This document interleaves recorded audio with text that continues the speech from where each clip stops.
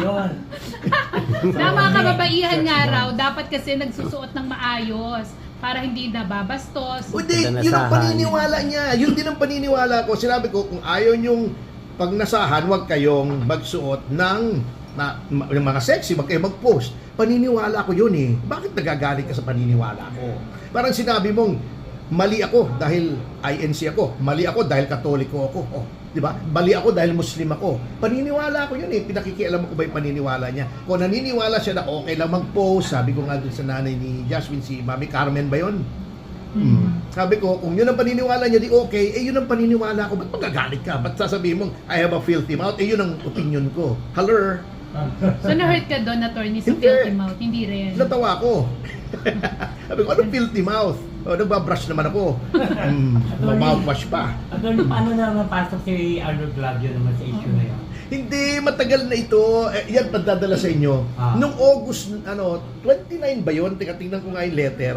Yung pinadala ko kay Ann. Nung August, nagka-hearing yung Senate Committee on Mass Communication, yung kay Robin, tungkol doon sa sexual harassment kay Sandro Mulak.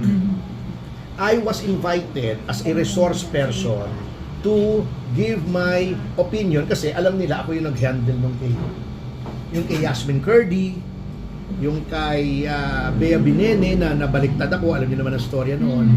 Oo, di ba? Ngayon, then si Gerald nagpatulong din sa akin. Ay, makikita niyo yung video ng hearing na yun, magkatabi kami ni Gerald. Naharas din siya, di ba? Ito nga, nagpanukala nga ako. Sinabi ko yung experience ko na very weak ang mekanismo ng mga studio in handling sexual harassment.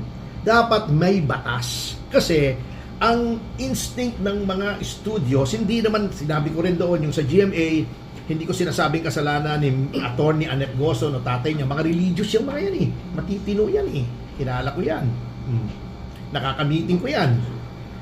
Hindi nila kasalanan yung mga nasa ibaba, ang instinct nila pag ganyan, cover up agad.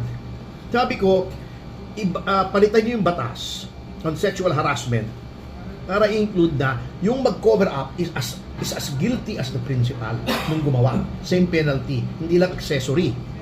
Para hindi mag-cover up. Kasi yung experience ko noon, di ba nag-away pa kami ni Lar? Kasi si Lar, nakita si Yasmin umaakyat yata, tinutukan ng camera, parang pressure siya na iurong na yung kay Baron. Sabi ko, hindi ganon. Traumatized pa yung tao eh. Yung kay Bea, di ba? Oh, merong aligasyon.